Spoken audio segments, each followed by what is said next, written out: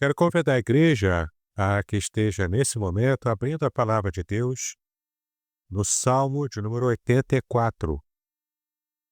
Nós faremos a leitura do Salmo 84, versículo 6.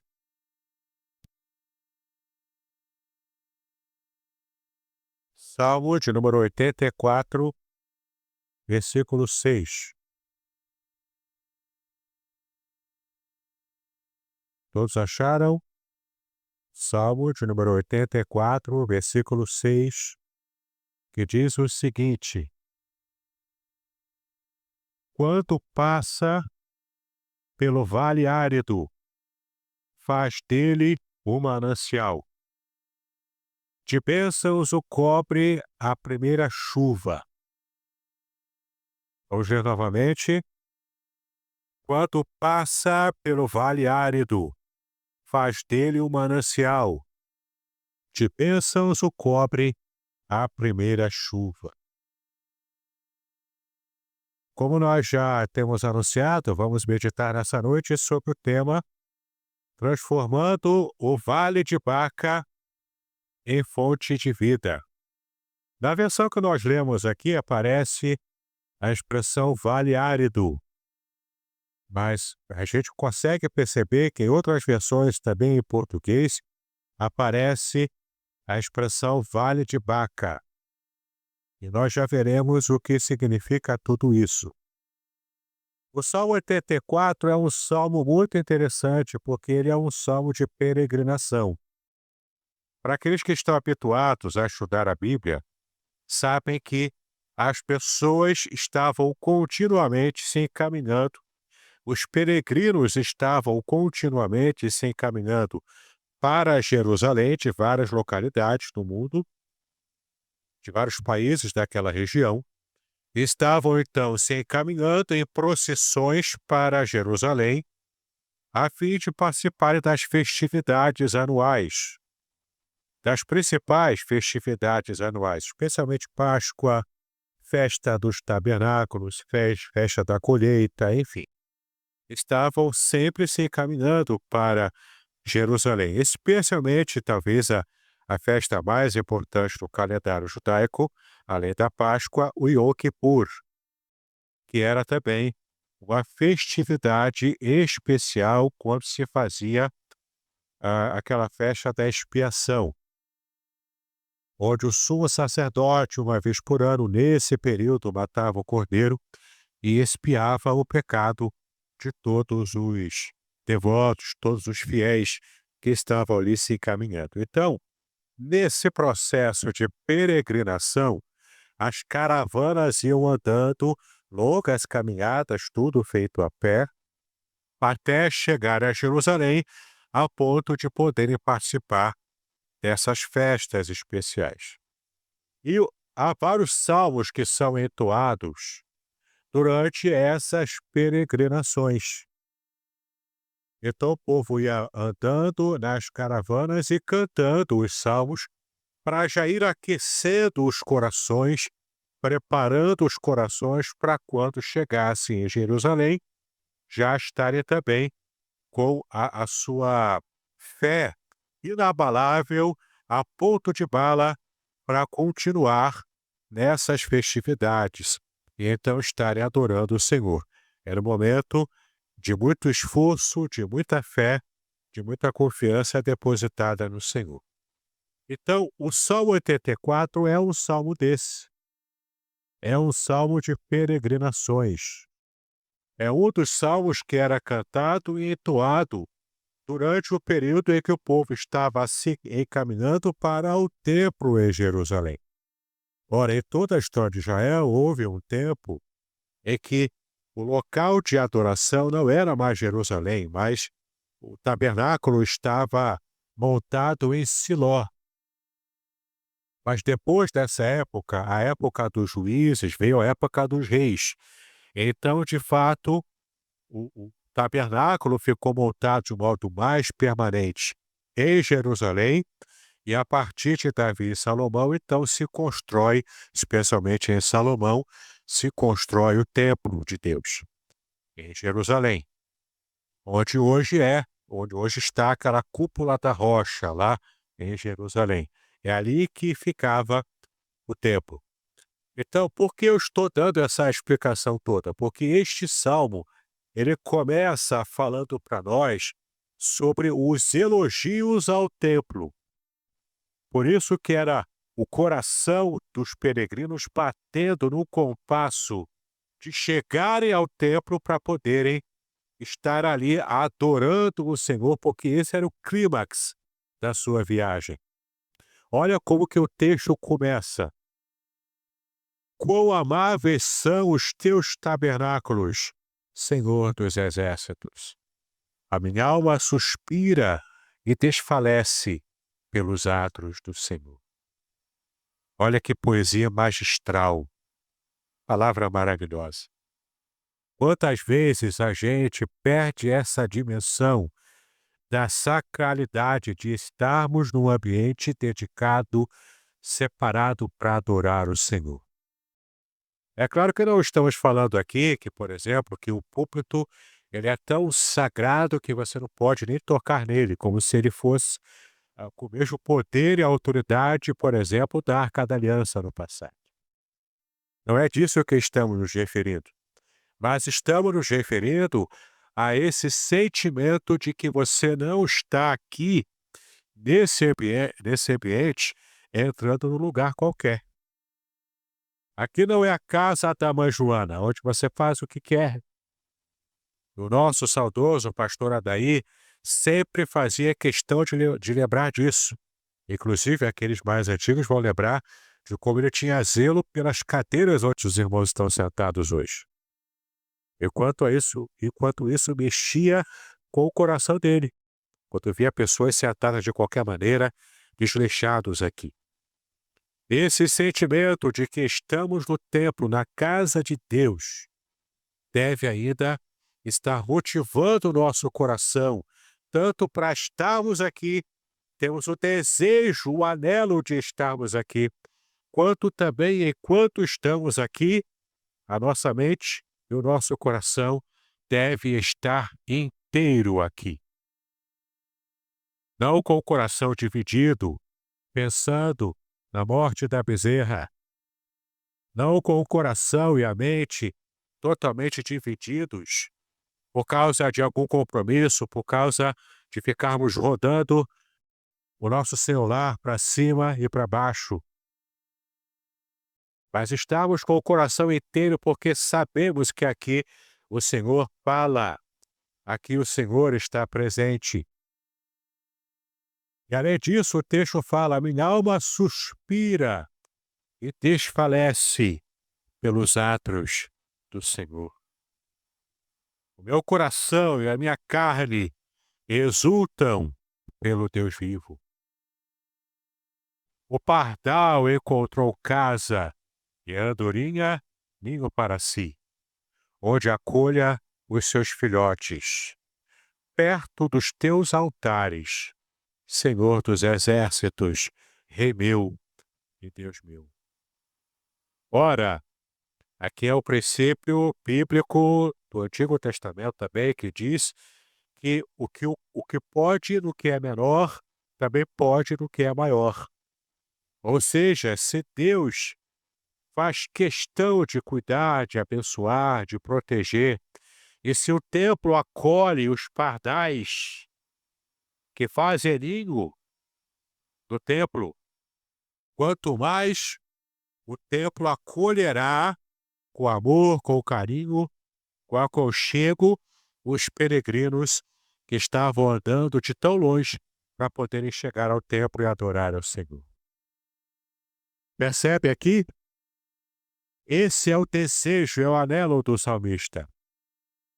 Por isso ele diz que até o pardal pequeno encontrou casa no templo do Senhor, perto dos seus altares. Esse era o desejo de todo peregrino, chegar logo no templo, para estar ali adorando ao Senhor. Versículo 4: bem-aventurados os que habitam em tua casa, louvam-te perpetuamente. O anelo, o desejo era chegar logo, terminar as peregrinações, chegando no seu objetivo, chegando vivo, com saúde, e chegando também para se refastelar na presença de Deus, naquela naquele culto abençoado, o culto de serviço ao Senhor. E do versículo 5 até o versículo 7, você vai ver o coração do salmo. Porque do primeiro versículo até o versículo 4, você vê o salmista e o peregrino aqui louvando o templo, desejando estar no templo.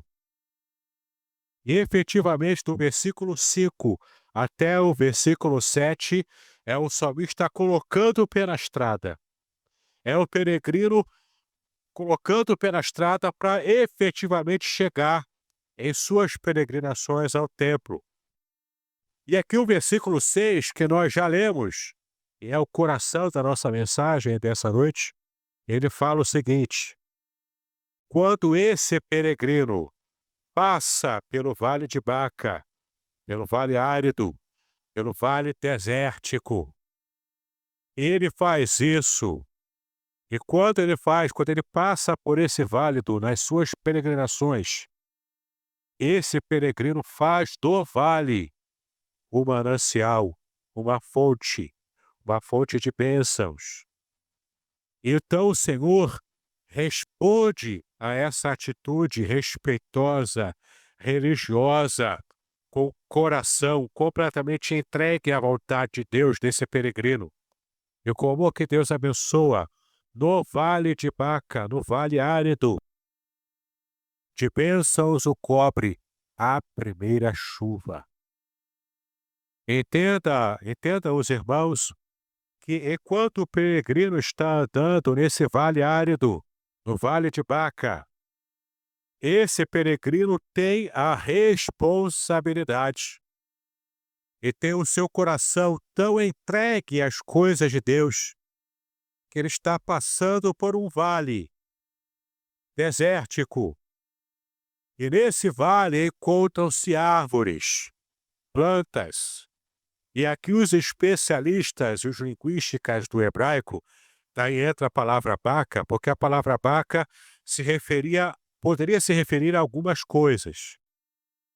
Primeiro, é uma noção mais geral, de que é simplesmente um vale desértico, porque de fato, no deserto era o que não faltava lá no caminho para Jerusalém.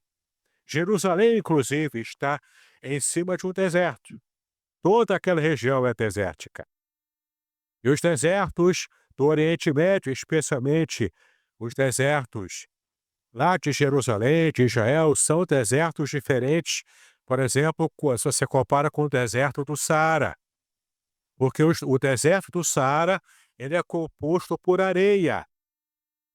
Mas os desertos de Jerusalém, os desertos de Israel, são compostos por pedras. Pedras arenosas, pedras calcárias. Então é uma região sem vida. E quando o peregrino passa por um deserto como esse, ele sabe o perigo que está correndo. Se não tiver abastecido por água, perigo de encontrar animais selvagens, inclusive leões, ele corria sérios perigos. E o vale acontecia quando, nos períodos de enchente, de torrente, quando o Neguev derrete o monte do Neguev derrete e vai descendo aquela água gelada e vai abrindo os vales para poder chegar e alimentar o Rio Jordão. Enquanto não há essa enchente, enquanto não há torrente do Neguev, as pessoas andavam pelos vales secos, sem água, porque é o caminho que foi aberto por essas torrentes fortes. Mas olha que interessante o que o versículo diz. Enquanto o peregrino sabia do seu perigo em andar pelos desertos, e esses vales desérticos, que ele estava caminhando, ele tinha uma responsabilidade dele próprio estar fazendo do deserto um manancial, uma fonte de águas vivas. No deserto, ele estava caminhando e ele estava com a responsabilidade de achar e cavar poços. E enquanto ele caminhava e achava poços, ele cavava, ele fazia todo o seu trabalho ali, que demorava um bom tempo, mas era parte da sua responsabilidade, porque o seu coração estava pulsando, porque ele queria chegar ao templo da presença de Deus e cavar poços no caminho, no deserto. Isso era vital para todo peregrino e até aqueles que vierem depois dessa equipe, depois dessa caravana. Então, enquanto ele caminha por um lugar desértico, ele está cavando poços. Ele está achando mananciais. Ele está tirando água de onde não tem, porque é necessário para o seu reabastecimento e para ele conseguir, inclusive, chegar até Jerusalém. Mas eu falei que os especialistas têm divergências quanto à palavra Baca. Além de meramente uma região desértica de um modo mais geral, a palavra Baca é parecida também na sua fonética. É uma palavra parecida com a palavra hebraica, que é a palavra para lágrimas. Então, tanto há uma convergência de significados, quanto você entende e percebe que aqui pode se referir à palavra baca como essa planta, que era uma planta que jorrava dela uma seiva. Quando você cortava a planta, quando você fere a planta, provavelmente uma amoreira, e sai dela uma seiva, e essa seiva também te ajudava a se hidratar no meio do deserto. E aqui há também uma possível referência a essa questão dessa planta desértica no meio dos vales, onde você pudesse encontrar essa seiva. Mas entenda o significado espiritual. Quando você fere a planta e aproveita-se da sua seiva, era uma seiva também aromática, ela tinha um bom cheiro. Isso simboliza o próprio sacrifício de Cristo na cruz do Calvário, derramando o seu sangue no meio do deserto da nossa vida, para trazer vida a cada um de nós. É um símbolo. E esse símbolo renova a nossa caminhada enquanto peregrinos dos desertos da nossa vida. Sendo uma planta amoreira, sendo simplesmente um vale desértico de difícil travessia, em todo caso o coração do peregrino estava totalmente focado em chegar no seu alvo. E o seu alvo era chegar no templo, nos atos do Senhor, ainda que atravesse desertos. Então temos a sua responsabilidade de, enquanto caminha no deserto, abre poços, faz desse caminhar difícil um caminhar de mananciais, de bênçãos abertos no meio do deserto. Os irmãos sabem da dificuldade que minha mãe enfrentou no ano passado. E a minha família enfrentou essa dificuldade com ela. Ela não está completamente recuperada. Por isso, inclusive, que ela nem tem vindo muito à igreja. Os irmãos sabem, eu quase vi a minha mãe morrendo lá no CTI daquele hospital. Ela teve um problema muito sério. Ela precisou, precisou fazer uma operação. E então, como decorrência, no pós-operatório, ela é diabética e os rins dela pararam de funcionar. e aquela notícia difícil, ela tendo que fazer hemodiálise, coisa que nunca havia feito, e para a gente era tudo uma novidade. Durante o tempo no CTI, depois no quarto, ela precisou fazer sessões de hemodiálise para que os rins voltassem a funcionar no tranco. Durante esse período, que inclusive a igreja graciosamente me concedeu uma licença de 1 mês e pouco, 1 mês e meio, eu estive com ela lá, junto com os meus irmãos, fazendo os revezamentos de família, para estar com ela, cuidar dela. E teve uma ocasião ainda no CTI que, na primeira vez que ela fez a hemodiálise, e a pressão dela baixou muito, chegou a 7/5, mais ou menos, era mais ou menos isso. Eles tiveram que fazer uma manobra rápida lá para a pressão dela normalizar.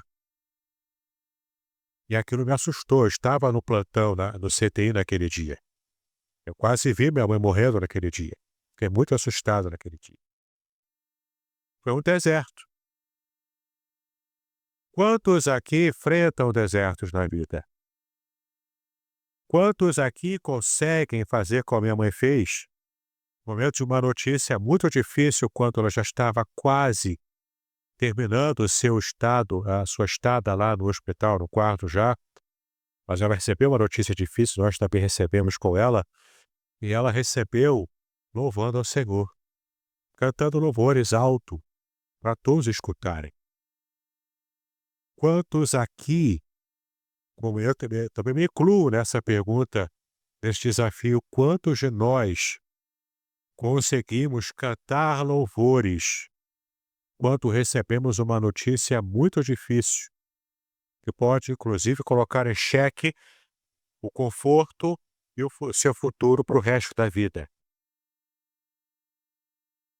O que eu quero dizer é que minha mãe, naquele dia, me deu uma lição, eu sendo o pastor auxiliar aqui, mas ela me deu lição naquele dia, de fazer do vale árido, do vale de Baca, uma fonte de bênçãos, ainda no meio do deserto. Ainda chorando as lágrimas do vale de lágrimas. Ainda colocando diante de Deus a expectativa de um futuro melhor do que aquele que você consegue enxergar ao seu redor. Na hora da dificuldade, na hora da dor, quando o deserto se apresenta para você quente, quando o deserto se apresenta para você retirando todo o resquício, toda gota de esperança, mas você aprende a cantar louvores no meio do seu deserto. Você aprende a confiar em Deus na hora em que você mais depende dele, em cada passo sofrido que você dá naquele chão cheio de areia ou cheio de pedra escaldante do deserto. Quando cada passo é uma dificuldade, você tem que retirar forças da onde não tem. E você ainda consegue manter o seu coração, a sua mente aprumada no seu objetivo. Eu quero chegar ao templo, eu quero chegar aos atos do Senhor. Estar com o Senhor vale a pena todo o esforço. Para estar na casa de Deus, vale a pena todo tipo de esforço que eu faço. Há poucos anos atrás, passamos pela pandemia, o mundo passou pela pandemia. Toda aquela medida pesada de lockdown, de fechamento de tudo. Igrejas sendo fechadas e sendo abertas aos poucos. Esse teste de quanto a pandemia ainda vai durar. Durou 2 anos aproximadamente. Todos lembramos, é uma lembrança recente nossa. Quantos aqui sentiram falta de estar na igreja quando não podiam mais estar? Infelizmente, como tem acontecido em muitas igrejas em nosso país, acho que até no mundo também, vários irmãos, mesmo depois da pandemia, se acostumaram a estar em casa. Não quiseram mais retornar. Se tornaram desviados, desigrejados, como é moda falar hoje. Mas o que eu estou dizendo para os irmãos é onde está o anelo do teu coração. Porque se o anelo do teu coração está em fazer a vontade de Deus a qualquer custo, você consegue passar pelo deserto e fazer desse caminhar no deserto fonte de bênçãos para a sua vida. Como dizemos aqui no Brasil, fazer dos limões uma limonada. No deserto que a minha família passou com a minha mãe, ela cantando louvores, mas enfrentando o problema junto com nós juntos como família, eu também pude fazer isso. Os irmãos sabem que o meu coração está em escrever livros. No hospital eu escrevi um livro pequeno, fininho, mas eu escrevi um livro sobre a doença da minha mãe. Ele já está publicado. Consegui publicar no final do mês passado. O título do livro é Eu Só Quero Melhorar Logo. Ali você vai ver, não os detalhes do que minha mãe enfrentou, não é isso. Mas o meu objetivo ali não foi relatar o sofrimento da minha mãe. Aí eu falei até bastante ano passado nesse livro sobre ela. Mas o que eu quis tratar ali é de uma ajuda para aqueles que enfrentam problemas de desertos de enfermidades. Princípios bíblicos que vão ajudar aquele que passa por problemas de enfermidade a como passar pelo deserto e achar ali poços, fontes, mananciais que vão trazer vida para uma situação de dificuldade envolvendo a sua saúde. Nesse livro, quem estiver lendo, o meu objetivo, o meu propósito e a minha oração é que todos os que estiverem lendo esse livro possam, de alguma forma, depois me enviar testemunhos, relatórios, experiências de cura, de passagem pelo momento de enfermidade, em que pudessem enxergar as fontes de vida que Deus vai dar no meio do seu deserto. Mas olha que interessante, não é apenas o peregrino que tem a oportunidade, que tem a bênção e tem também o objetivo e até a responsabilidade de fazer da sua caminhada no deserto, no vale de lágrimas, no vale de Baca, de fazer da sua caminhada difícil uma experiência de fonte de vida. Veja o que o versículo 6 ainda diz no final: de bênçãos o cobre a primeira chuva. Aqui se refere às chuvas de outono, que era o início do período de chuvas em Israel. E todo o deserto é revigorado em seus pequenos oásis, em seus pequenos poços, nesse período das chuvas do deserto, a ponto de revigorar o deserto. E quanto às primeiras chuvas, as chuvas de outono, aqui o texto não se refere sobre a responsabilidade humana do peregrino, porque o peregrino não pode fazer a chuva. É interessante que eu me lembrei agora que em nossa cultura brasileira, alguns índios acham que podem fazer a dança da chuva e trazer chuva. Isso é ritual. O ser humano, na verdade, não tem controle sobre o tempo, sobre as chuvas, sobre o sol, sobre o deserto, não tem controle sobre isso. A força da natureza só Deus é que controla. Inclusive a fúria do mar, como Jesus fez, acalmando o mar tempestuoso. Só Deus que tem esse poder. Portanto, a chuva do outono, que viria aqui para estar regando, inclusive, esse caminho desértico, é responsabilidade divina. E quando a chuva chega, isso é bênção para o peregrino que está andando no deserto. Então, o peregrino tem a responsabilidade de ele próprio estar fazendo a sua parte na peregrinação, achando poços, conseguindo achar, descobrindo esses mananciais que brotam debaixo da terra. E então, abrindo o caminho para ele e para outras caravanas, para o máximo de pessoas possível, pavimentando o seu caminho de bênçãos. Mas naquilo que o peregrino não pode fazer, entra o poder de Deus, trazendo a chuva na hora certa, para abençoar, para cuidar e para trazer essa bênção de maneira tão lastra, tão grande, que o peregrino pode perceber que Deus está contente com a sua peregrinação, com a sua caminhada, com o seu coração, porque o coração desse peregrino não é como o coração de Caim, mas era como o coração de Abel, que queria apresentar a Deus a sua melhor oferta de louvor, de adoração, quando chegasse no templo. É a marca da bênção de Deus trazer a chuva de outono, na hora certa, para que o peregrino percebesse a bênção da sua vida.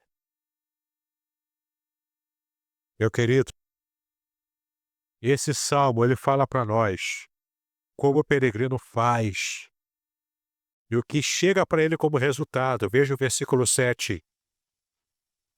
Vão indo de força em força. Cada um deles aparece diante de Deus em Sião.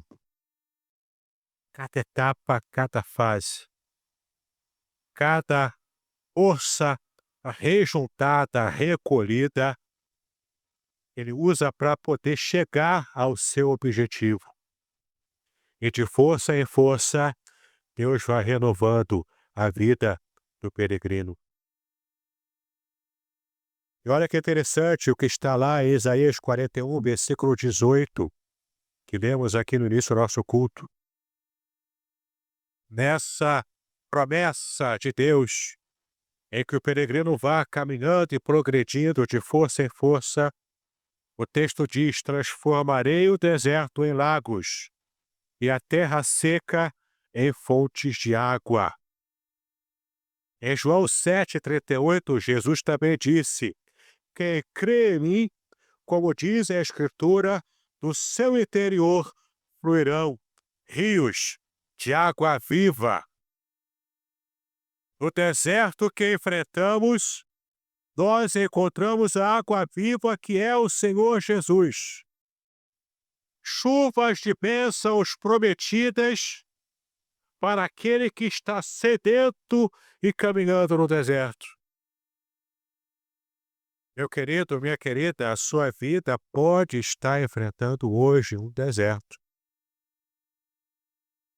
A luta que você enfrenta na saúde, no desemprego, você chega no mercado, fica tudo, o preço está todo pela hora da morte. Hoje você tomar uma xicrinha de café é quase beber ouro. A luta que você enfrenta, seja qual área for, o deserto que você atravessa hoje, seja em qual dificuldade for, Deus está do teu lado. E além do seu esforço para cavar poços e abrir mananciais, Deus te abençoa, é promessa divina. Deus fará do deserto mananciais de água viva. E do interior do teu coração brota águas que vão jorrando e águas vivas para abençoar a tua vida, para aliviar o teu sofrimento e para que você também seja bênção para a vida de muitas outras pessoas. É como o antigo louvor do Conjunto Maranata, que eu sempre gostei de cantar, quando ele diz sobre o legado que devemos deixar. E na letra do cântico, do louvor, diz que possamos ser fiéis àqueles que nos seguem. O quanto esse louvor, durante muitos anos, aquieta o meu coração, porque o meu propósito de vida hoje é deixar um legado de fé para aqueles que estarão me seguindo depois que eu partir desse mundo. Eu quero abençoar vidas com os livros que eu escrevo. Eu quero abençoar vidas com os estudos que eu faço no seminário, que eu coloco na internet, com as pregações que eu faço. Eu quero deixar o tesouro. Eu quero deixar o legado. E nesse legado pavimentado em tantos corações quanto Deus me permitir alcançar, é um legado de fé que poderá fazer diferença, quem sabe, uma pequena semente fazer diferença para gerações e gerações. Foi assim desde o passado, lá atrás, desde o começo do cristianismo. Se hoje somos cristãos, somos salvos em Cristo, é porque hoje somos abençoados por aqueles que pavimentaram o caminho do cristianismo, inclusive com o próprio sangue. Que Deus nos dê essa bênção de nossa fé, nossa fidelidade ao Senhor, pavimentar o caminho de um legado de fé para tantos quantos quiserem olhar para nós e perceber em nós as pegadas daqueles que caminharam pelo deserto. Meu irmão, no seu deserto, minha irmã, na sua luta, tenha coragem de cavar poços e achar os mananciais escondidos, os tesouros de vida no deserto que Deus separou para você, para aqueles que estarão também seguindo nessa caminhada, nessa caravana, junto com você, até chegar à presença de Deus. Que possamos, queridos, fazer como diz lá no Salmo 28, versículo 7. O Senhor é a minha força, o meu escudo. Nele o meu coração confia, e dele recebo ajuda. Confie no Senhor. No final da caminhada no deserto, o seu objetivo alcançado valerá a pena, porque no final de tudo está a bênção suprema do Senhor. É o céu que Ele prometeu para a vida de cada um de nós.